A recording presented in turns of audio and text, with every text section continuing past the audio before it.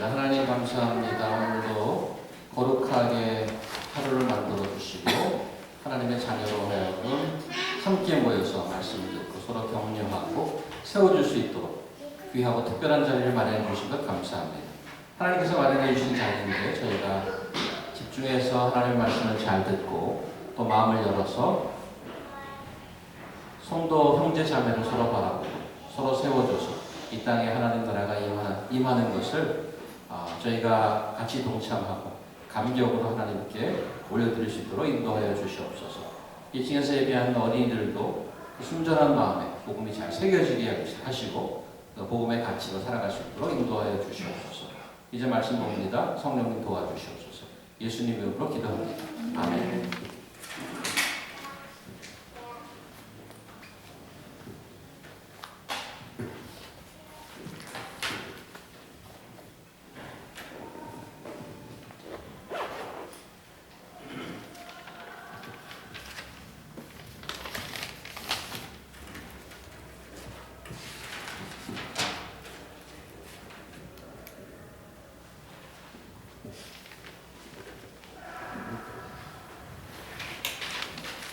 어제 저희 큰아이 카우지 오디션이 있어서 버스턴에 다녀왔습니다. 그 완회가 한 4시간 정도 걸리더라고요. 그래서 왕복 8시간을 운전하고 갔다 왔는데 좀 피곤하긴 했지만 신학교를 졸업한 이후에 다시 가보는 보스턴 길이라서 약간 설레는 마음도 있더라고요. 그래서 일정이 잘 되면 그 졸업했던 학교를 방문해보고 싶은 생각이 있었는데 몸이 안 따라줘서 피곤해서 일정만 소화하고 다시 돌아왔는데 그 장거리 운전의 장점은 딱 한 가지 있는데 다른 걸 할 수 없다는 거예요. 운전을 하면서. 그래서 할 수 없이 함께 가는 분들과 얘기할 수밖에 없는 이게 장점이더라고요.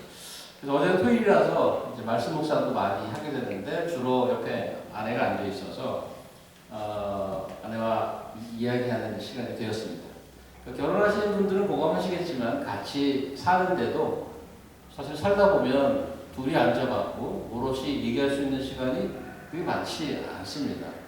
뭐 아직도 신혼을 살고 있는 민규 형제 같으면 아무래도 뭐 여러 가지 얘기를 할 것 같긴 하지만 그래서 이번 여행하면서 어제 같이 뭐 살아가는 얘기 또 가족들의 컨선 등 다양한 주제로 얘기를 나누는 시간이 되어서 좋았습니다. 예수께서 퍼블릭 활동을 시작하면서 식사할 겨를도 없이 분주하셨습니다. 복음서에 기록되어 있죠. 함께 다니던 제자들도 마찬가지였습니다.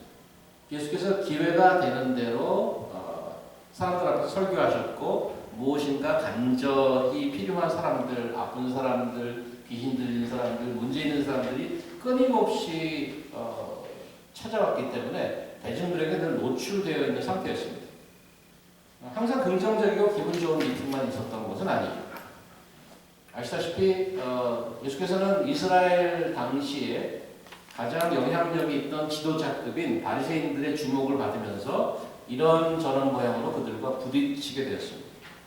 이런 사람들과의 만남은 심리적으로나 육적으로 상당히 피곤할 뿐 아니라 껄끄러운 관계가 혹시라도 되면은 잠재적 위험을 동반하게 됩니다. 이런 분주한 일정 가운데 정작 제자들은 예수님과 같이 살고 지내면서도 사실 예수님과 따로 시간을 내서 뭐 깊이 얘기하는 기회가 쉽지 않았습니다. 오늘 본문은 다른 사람들의 방해 없이 예수님과 제자들만 함께 있는 장면입니다. 로케이션은 어딘가요? 어디 카페에 들어갔나요? 아니면 세미나룸을 하나 빌렸나요? 누구네 집에 들어갔나요? 아니면 어떤 특정 지역이었습니까? 지금 오늘 위치가 어디예요? 오늘 대화가 벌어지고 있는 장소가 어디입니까? 배위입니다. 배위죠. 배 타보셨어요? 배를 타고 좋았던 기억이 있습니다. 날씨 좋고 멀미만 나지 않으면 배 타는 기분은 좀 괜찮은 것 같습니다. 물 위에 떠서 주변의 그 경치를 보고 상큼한 바람을 맞으면서 약간 그 로맨틱한 분위기가 자연스럽게 생기는 저는 시드니까지 한국으로서 시드니 살면서 배를 좀 타본 기억이 있습니다. 시드니 항 자체가 시드니라는 도시가 이 태평양에 걸쳐 있지만 좀 안으로 쑥 들어와 있어서 시티가 그 안에는 물결이 잔잔합니다.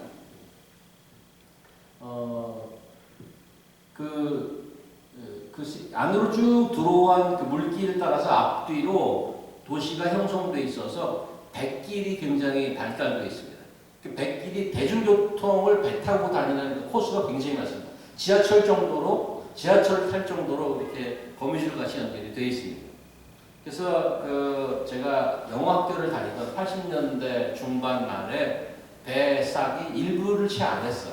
타고 가요. 그래서 영어 수업 끝나면 그냥 친구들이랑 같이 아무 배나 실어 타고 아무 데나 가도 다 이쁘니까 이렇게 가고 했습니다. 사진을 한번 볼까요? 이 왼쪽에 있는 이 정도가 이제 그 대중들이 타는 배입니다. 시드니 항에서. 그럼 저 시드니 3대 미항이라고 하지 않습니까?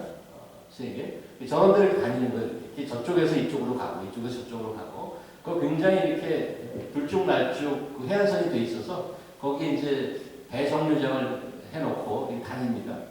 그 다음 사진 보시면 이게 배 내부가 이 정도니까 굉장히 컨디션이 좋죠. 저 정도 앉아있고. 바깥에 가면 저런 거 보이고. 그래서 이렇게 타고 다녔는데 최근에 우리가 마가복음을 보면서 예수님의 동선을 보여주는 지도를 한번 볼까요? 자, 여기도 보면 이 갈릴리 호수를 중심으로 많이 배를 타고 다녔습니다. 처음에 가버나움 근처에서 5,000명을 먹이시고 나서 이방 지역인 두로와 시돈으로 갔었던 것을 기억하시죠? 두로와 시돈에 거기 수로보니게 여인의 딸, 그 힘들린 딸 고쳐주셨고, 그 다음에 이 전체를 막 휘저어서 돌아다니시면서 조금 아래쪽으로, 남동쪽으로 내려와서 베사이다를 거쳐서 데가볼리 지방에서 귀먹고 말 더듬는 자를 고쳐주셨습니다. 그리고 어디로 가셨냐면 이 근처에서 4,000명을 먹이는 그런 기적을 행하셨어요. 그러고 나서 달마누가 지방으로 이동하셨죠. 그래서 오늘 본문 전에 8장 10절 한번 보실까요? 8장 10절 보시면 오늘 본문 바로 직전인데 곧 제자들과 함께 배우러서 달마누가 지방으로 가시니라. 그러고 나서 오늘 주보를 보십시오. 그러고 나서 11, 12, 13절 달마누가 지방에서 11, 12, 13절 바리새인들을 만나서 디베이트를 하다가 13절 보시면 그들을 떠나 다시 베올라 건너편으로 가시느라. 그러니까 지도로 가보세요. 지도로 가보세요. 달마누가에서 다시 건너서 반대편으로 가는데 그게 오늘 베사이다 지방으로 가는 도중입니다. 그 사이란 말이죠. 그래서 달마누가에서 베세다로 가는 배 위에서 벌어진 대화가 오늘 본문입니다. 제자들 중 한 반은 그 갈릴리 지역 출신으로 아마 직업이 어부였을 걸로 짐작을 하는데 당시에는 현장에서 퇴직하고 예수님의 제자가 되었습니다. 그래서 이들이 타고 이동하는 곳은 그들이 활동하던 직장이었었죠, 사실은. 거기서 많이 활동했어요, 한 반 정도는.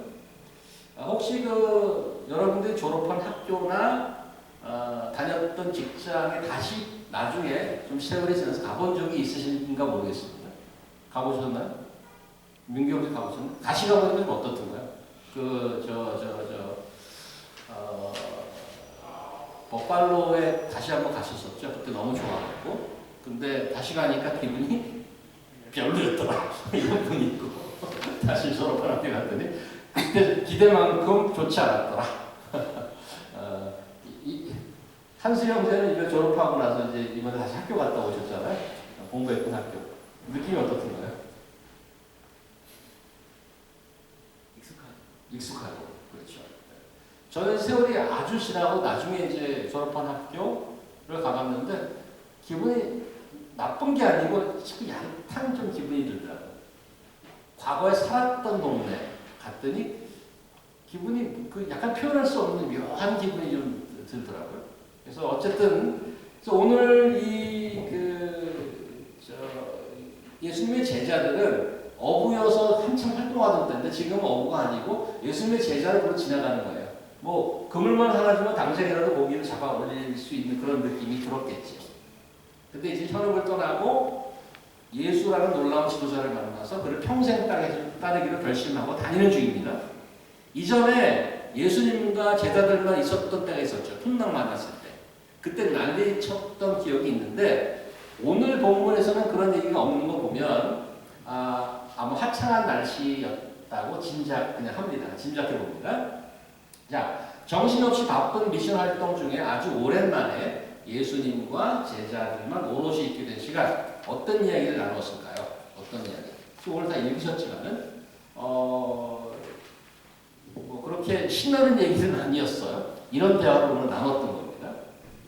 그래서 오늘 본문을 보고 묵상을 하다가 조금 확실치 않은 것은 15절과 16절의 관계인데 이건 뭐 저도 답이 없는데 여러분께 한번 의견을 물어보려고 우리가 소고름이니까 여기 보면 15절에 14절은 일단 14절은 나레이터가 얘기하는 거죠.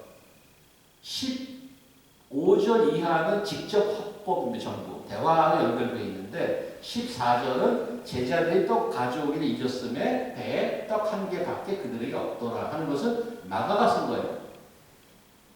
그 다음에는 이제 대화가 왔다 갔다 하는 거고요. 그렇게 써놓고 나서 저는 15절과 16절의 순서가 바뀌었으면 그 뜻이 더 명확하지 않았을까. 16절 먼저 읽으면 제자들이 서로 수군거리기를 이는 우리에게 떡이 없음이라 하거늘 15절 그 다음에 삼가 바리새인들의 노릇과 헤롯의 노릇을 주의하라. 이렇게 했으면 좋았을 것을 15절 예수님이 먼저 얘기했는데 그 대화의 시작이 예수님부터 시작했는데 그 대화가 뜬금없이 그냥 툭 던진 대화인지 아니면 순서에 상관없이 원래 그 떡이 한 개밖에 없다는 것을 수근수근 거렸기 때문에 예수님이 그렇게 얘기하신 건지를 본문상에는 정확치 않지만은 어쨌든 괜히 뭐 그거 갖고 머릿속에 좀 복잡했는데 17절 이게 보면 그 내용이 너희가 어찌 떡이 없으므로 수근거리느냐 하는 것으로 보아서 전체 오늘 어쨌든 그 대화의 내용은 제자들이 떡이 하나밖에 없다는 것을 가지고 얘기하는 것을 지적하는 것이 오늘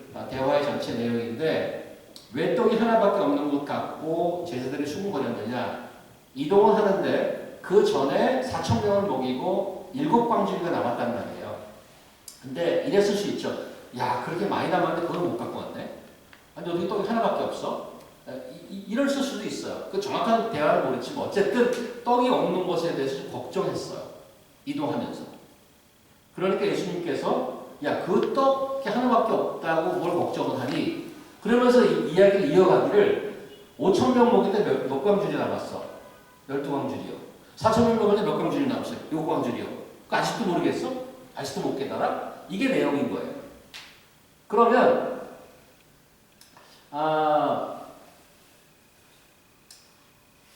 이렇게 충분히 베풀어 주시는 주님, 넘치도록 베풀어 주시는 주님이 계신데 뭘 그런 거 걱정하고 그래, 뭘 그러고 살아. 만약에 이게 메시지라면 오케이, 먹고 사는 거 걱정 안 하게 해주시면 땡큐, so much, 할렐루야. 그러면 이제는 먹고 사는 거 걱정하는 건 뭘 어떻게 하고 살아야 됩니까? 이게 우리의 오늘 본문에 적용이 되는 건가? 오늘의 메시지가 야, 먹는 거 갖고는 걱정하지 마라입니다. 그런 생각을 하게 됐어요. 오늘 본문을 보면 여러분 어떤가요? 그게 오늘 본문은 그건가요? 야, 먹고 사는 거 갖고 걱정하지 마. 주님이 다 넘치도록 허락해 주시는 왜 그런 걸로 걱정해? 이런 거냐고 오늘 본문이 메시지가. 그래서 그런 건가 하고 보다가 성경이 잘 이해가 안 가면 앞뒤를 좀 이렇게 넓게 보면 조금 더 풀릴 때가 있어요. 그 다음 얘기가 뭔가 봤습니다. 그 다음 얘기가 그 내용이 뭔지 아십니까 혹시? 요 다음에 나오는 얘기. 요 다음 얘기가 소경을 고쳐주는 얘기예요. 그리고 그 다음 얘기가 정 유명한 베드로의 고백이 나옵니다. 소경을 고쳐주는 얘기를 보면 소경이 눈을 뜨는 기적은 단순히 그 소경 한 사람이 눈 뜨는 것 이상의 의미가 있고 왜 그렇게 보이냐면 오늘 얘기와 무관하지는 않은 것 같아요. 왜 그러냐면 오늘 17절에 보시면 너희가 어찌 떡이 없음으로 수군거리느냐 아직도 알지 못하고 깨닫지 못하느냐 마음이 도나느냐 18절 너희가 눈이 있어도 보지 못하며 하고 보지 못하는 것에 대한 언급을 하고 있어요. 그러고 나서 이제 소금을 고치는 거란 말이에요. 그 다음에 그 다음 얘기까지 연결해서 보면 베드로의 고백은 뭐에 대한 고백이냐? 오늘 오른쪽 주보 오른쪽에 보시면 다다음 주에 나오는 그 주보 제목을 제가 더 달아놨는데 너희는 나를 누구라 하느냐? 예수님의 정체성에 대한 질문을 던졌었죠. 가이사라 빌립보로 가는 길에 제자들의 질문에 대한 답이 주는 그리스도시요 살아계신 하나님의 아들이신데라고 그 유명한 고백을 합니다. 그래서 저는 오늘 본문과 그 다음 걸 다 연결해서 이해해 본다면 아직도 깨닫지 못하느냐 하는 그 부분을 예수님이 누구인지 아직 모르고 있다는 것에 대한 지적으로 이해합니다. 주목할 만한 것은 그게 만약에 문제라면 오늘 얘기에 주목할 만한 사항은 당시 예수님과 가장 가까이 지냈던 그룹이 가족도 아니고 제자들입니다. 예수님 가족을 떠났어요. 그래서 가끔씩 가족이 찾아오죠. 설교 집회 장소에. 미쳤다고 그러기도 하고. 가족도 예수님을 이해 못했어요. 지금 제자들이 이제 제자들을 세레테에 가고 같이 살면서 다니는데 3년을 같이 다녔단 말이에요. 그런데 그 당시 그 시점에 예수님과 가장 가까이 있는 제자들도 예수님이 누군지 모르고 있다는 거가 오늘 본문의 큰 포인트 중에 하나입니다. 우리가 좋아하는 표현 중에 주님과의 동행이라는 말이 있죠. 그럼 좋아, 주님과 같이. 오늘 찬양도 그거 있잖아요. 한 걸음 한 걸음 주 예수와 함께. 예수님과 동행하는 찬송이었단 말이에요. 제자들이 바로 그 동행하는 자들 아니었나요? 피지컬리. 매일 동행하는 자들이었어요. 그런데 가장 가까운 자들임에도 불구하고 누구보다도 가까운 자들인데 그들이 아직 예수님이 누구인지 오늘 표현을 빌리자면 예수님이 누군지 보아도 보지 못하고 들어도 깨닫지 못하는 자가 되었다는 거죠. 답답한 노릇이죠. 그렇게 가까이 다니는데. 그렇다면 우리는 다 깨닫고 있는 자인가라는 질문을 해버렸어요. 야, 예수는 아직도 몰라? 우리를 위해 돌아가셨고 말이야. 우리에게 은혜를 베푸시는 분이 아직도 몰라? 우리는 우리의 마스터 되신 예수님의 겉과 속을 다 마스터한 사람들인가요? 17절 보시면 다시 17절 내려가 보시면 18절이죠. 너희가 눈이 있어도 보지 못하며 귀가 있어도 듣지 못하냐. 이거 뭐지? 많이 듣던 소리 아닌가요? 예수님이 제자들의 상태를 지적하면서 구약을 인용하고 있습니다. 그 인용한 구약 구절을 한번 볼까요? 예레미야 5장 가보십시다. 예레미야 5장 가보십시다. 성경제 변호합시다. 너는 이를 야곱 집에 선포하며 유다에 공포하여 이르기를 어리석고 지각이 없으며 눈이 있어도 보지 못하며 귀가 있어도 듣지 못하는 백성이여 이를 들을지어다. 자, 야곱은 이스라엘을 통칭하는 명사를 볼 수 있죠. 그 사람 야곱 집에 선포야. 이스라엘의 선포라는 거야. 수도 없이 선지자들을 보내서 얘기하기를 야 눈이 있어도 보지 못하고 귀가 있어도 듣지 못하는 백성이야. 그렇게 지적한단 말이에요. 그래서 그런 백성이면 그러면 끊임없이 보냈는데 그렇게 깨닫지 못하고 보지 못하고 듣지 못하는 백성이 되었는데 그러면 그 결과는 어떻게 돼요? 에스겔서 봅시다. 다른 에스겔서 선고용제.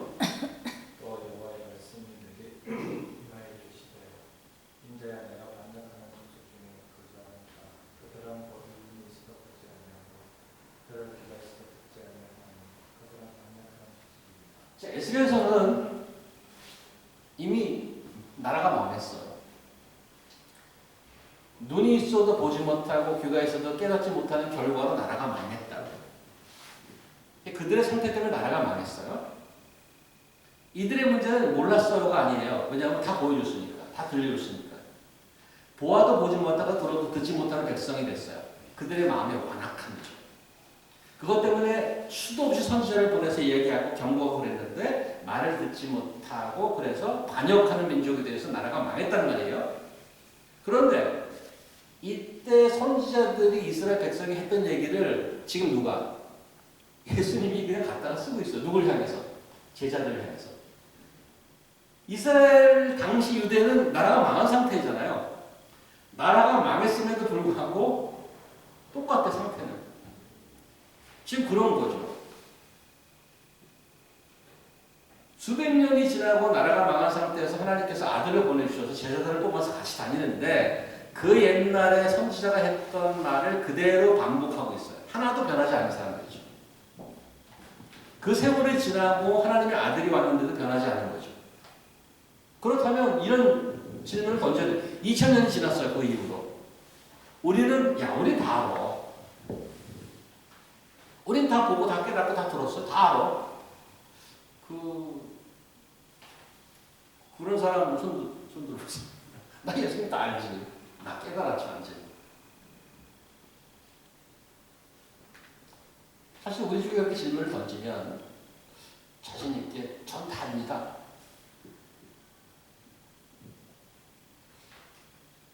그 자신 있게 대답할 수 있는 사람이 얼마나 될까? 문제가 뭐냐는 얘기죠. 그렇게 보아도 보지 못하고 들어도 듣지 못하고 예수님이 누구신지 깨닫지 못하는 문제는 뭔가? 오늘 그 예수님이 처음에 시작할 때 던졌던 말씀에서 좀 힌트를 얻자면 15절에 보시면 예수께서 경고하여 이르시되 삼가 바리새인들의 누룩과 헤롯의 누룩을 주의하라 이렇게 얘기해요. 이제 문제점이죠.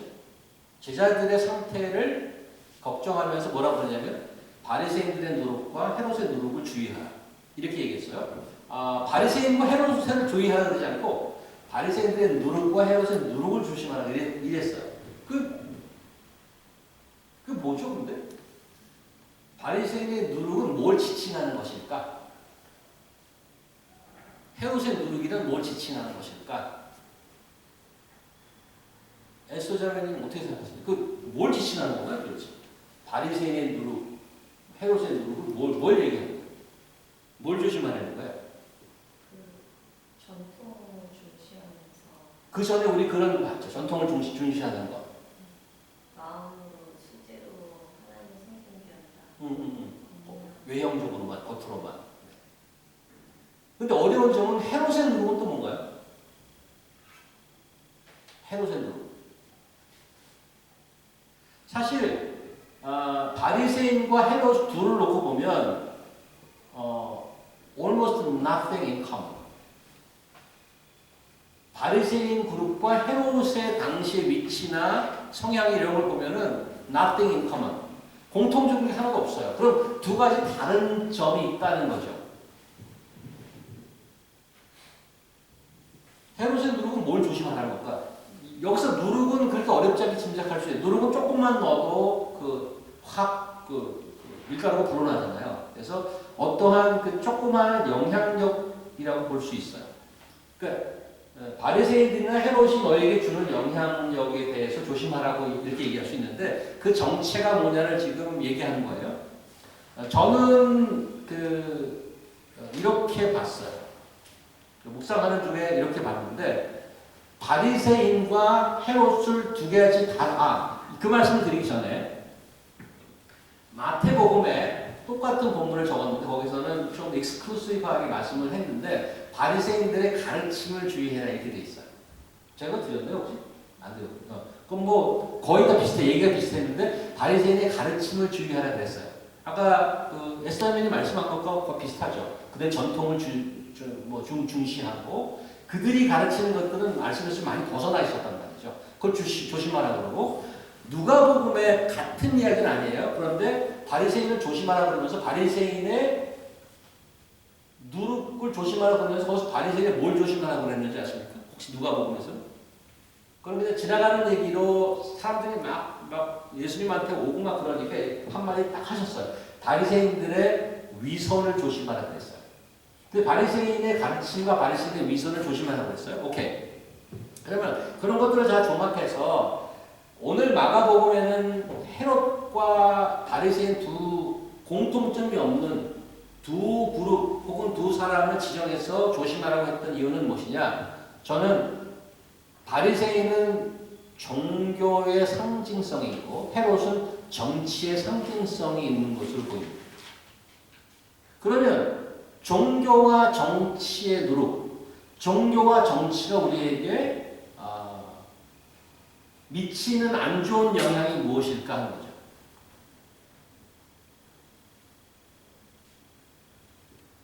우리나라도 요즘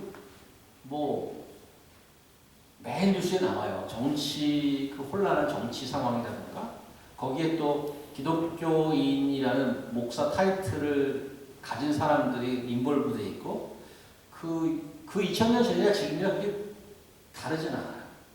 Still going on. 종교와 정치가 is lots of happening in these days as well.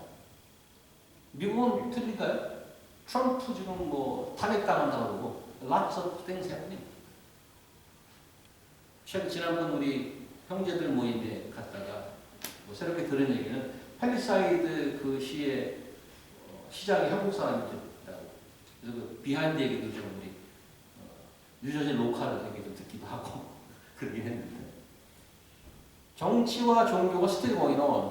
근데 정치와 종교의 문제, 저희 옵저베이션은 여러분과 나누자면 종교의 안 좋은 점, 종교의 그 주의할 점은, 종교는 우리 인간의 속을 포장하는 경향이 있고, 정치는 인간의 욕심을 포장하는 것을, 권력을 가지려는 욕심을 정치라는 것을 포장하죠. 종일 얘기해도 끝이 안 날 정도 얘기할 수 있죠. 그 내용에 대해서. 지금 조금 전에 얘기했던 바리새인들은 종교인이에요. 직업적 종교인인데 이미지 관리라고 할까요? 이미지가 굉장히 좋아요. 탑이에요. 예수님은 바로 시작했죠. 위선이라고. 이게 포장되어 있는 거예요. 바깥에 이미지화되어 있는 거예요. 우리도 거기서 자유롭지 않다는 겁니다.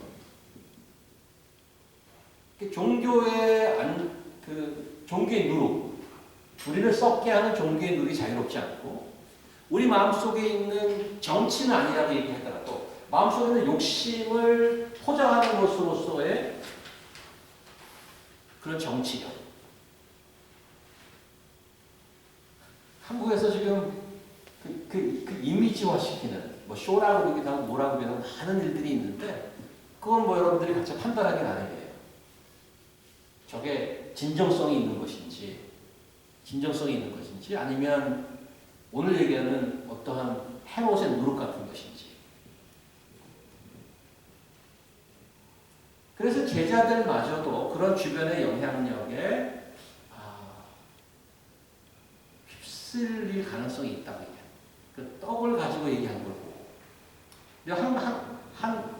조금 더 생각해보면, 오늘 본문의 문제는 그 주변에 영향력이 있는 자들을 자꾸 쫓아가려는 어떤 문제이긴 하지만, 사실 더 문제는 그들이 따르고 있는 스승이 누구인지 모른다는 게 더 문제인 거예요. 오늘 본문의 문제는. 아직도 깨닫지 못하느냐? 보아도 보지 못하고 들어도 듣지 못하고, 그 눈앞에서 기적을 행하는 것을 다 봤어요. 또 티치는 얼마나 많이 들었겠어요? 보아도 보지 못하고 들어도 듣지 못하고, 그 스승이 누군지 잘 몰라요. 제가 첫 직업이 은행원이었어요. 그때는 잘 몰랐는데, 미국에 이제 와서 그 펀드 매니저 하는 분에게 들은 얘기를 좀 나누자고 합니다. 자기가 펀드 매니저한테 지금은 처음에는 은행에 가서 일을 했대요. 근데 거기에 훈련을 시키잖아요.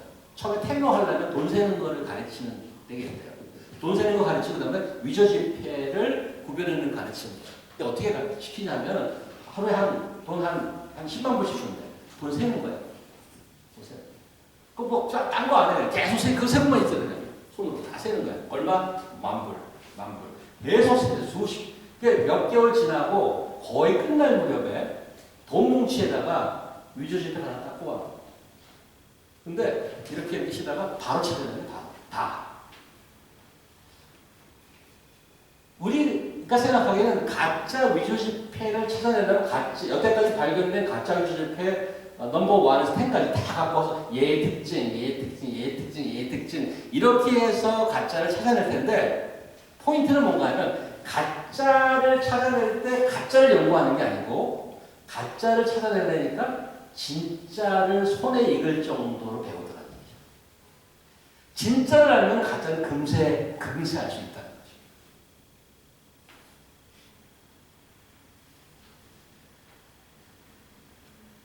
우리가 왜 다른 데 영향을 받고 눈을 돌리고 넘어지죠? 왜? 진짜를 몰라서.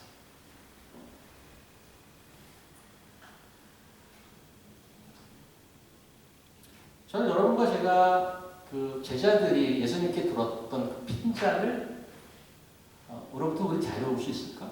보아도 보지 못하고 지금 설교를 마가복음 오늘 31번째 들어도 듣지 못하고 얼마나 많이 들었을까요? 저는 설교를 또 얼마나 많이 했을까요? 저는 자유로울까요?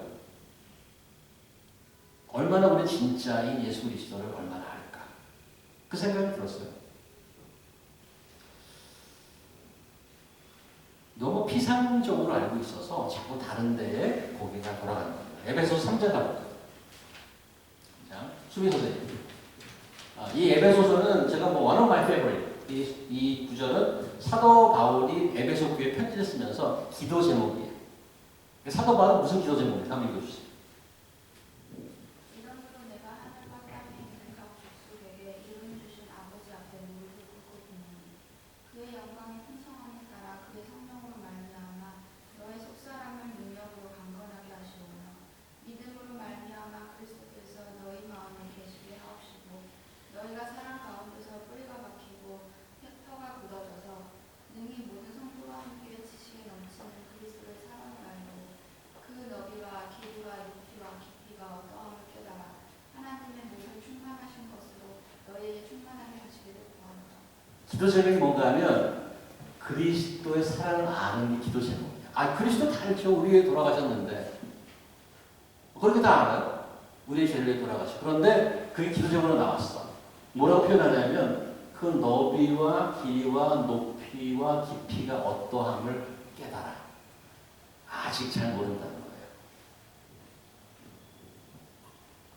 거예요. 저는 이 기도문을 볼 때마다 두 가지 생각이 겹쳐요. 하나는 너무 몰라? 그러다가 또 하나는 아직 알 게 굉장히 많구나. 소망과 절망이 동시에 막 드는 거예요. 아직 모른다는 거예요. 그 깊이와 넓이와 높이와 이런 것들. 그래서 그거를 알아서 하나님의 모든 충만으로 충만해지는 게 사도 바울의 성도에 대한 기도 제목이에요. 저 여러분과 제가 그랬으면 좋겠어요. 진짜를 알면 흔들리지 않는 거죠. 흔들리지 않는 거죠. 우리가 어서 오세요. 우리가 어려운 일들 많이 있어요. 우여곡절이 많고 흔들리기도 하고 그래요.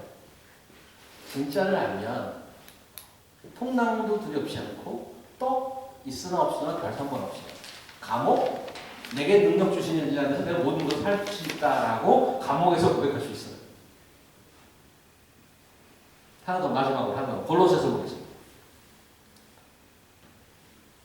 우리 교회에서 목소리 제일 좋으신 인사동지. 내가 너희와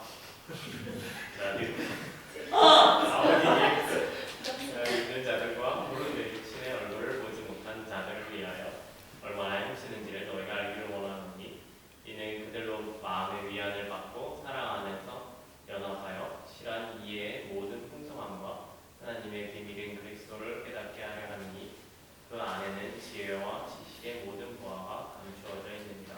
내가 이것을 말하면 아무도 교묘한 말로 너희를 속이지 못하게 하려 함이니 이는 내가 육신으로는 떠나 있으나 신령으로는 너희와 함께 있어 너희가 질서 있게 행함과 그리스도를 믿는 너희 믿음이 굳건한 것을 기쁘게 봅니다. 여기도 거의 맥락이 같아요. 근데 기도 제목이 원하는 거죠? 뭐예요? 하나님의 비밀인 그리스도를 깨닫게 하는 거예요. 왜 그리스도를 깨닫아요? 왜냐하면 그 안에 지혜와 지식의 모든 보화가 감추어져 있기 때문에. 그게 놀라워요. 우리 마가복음에서 쭉 봐왔던 것인데 보물찾기에 제가 예를 들었는데 보물찾기는 보물을 숨기는 게 목표냐, 밝히는 게 목표냐 이게. 그냥 주면 되지 왜 숨기느냐. 그 두 가지가 다 아주 신비하게 섞여 있어요. 하나님은 리빌링가 드러내는 하나님이지만 여기 나와 있듯이 비밀스럽게 감추어 놓는 하나님이기도 해요.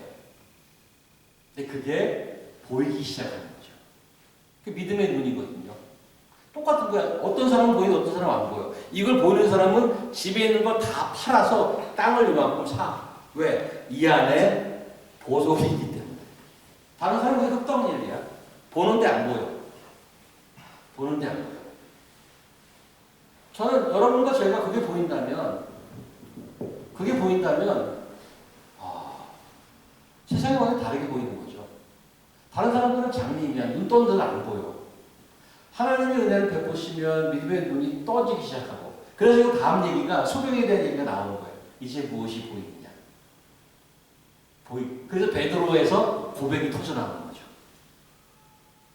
보이기 시작. 물론 고백한다고 해서 다 보는 건 아니에요. 저는 여러분과 제가 이런 성경 말씀을 대하면서 그런 사모함이 있으면 좋겠어요.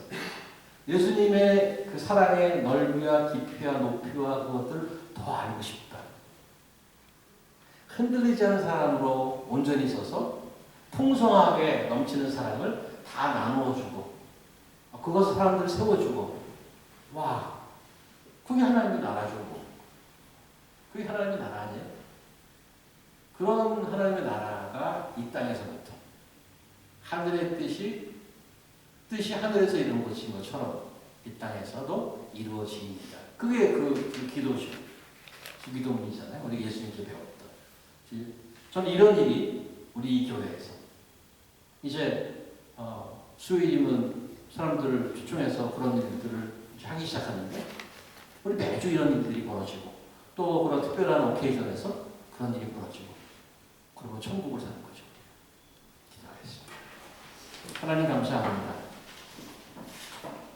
보아도 보지 못하고 눈을 떴지만 귀가 있지만 들어도 듣지 못하는 완악한 백성 되지 않도록 하나님 인도하여 주시옵소서.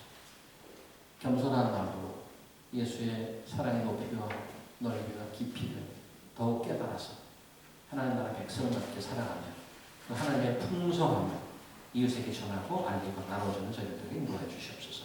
예수님 이름으로 기도합니다. 아멘.